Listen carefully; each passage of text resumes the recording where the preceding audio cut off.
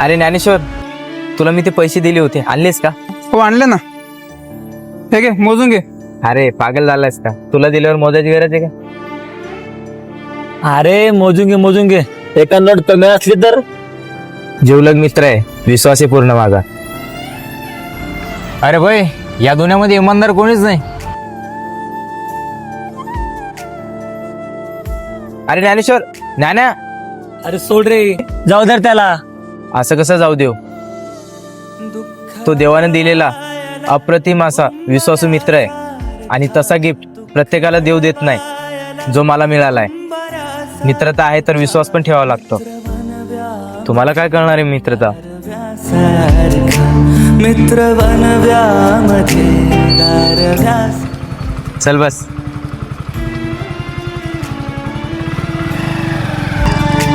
वाट चुकणार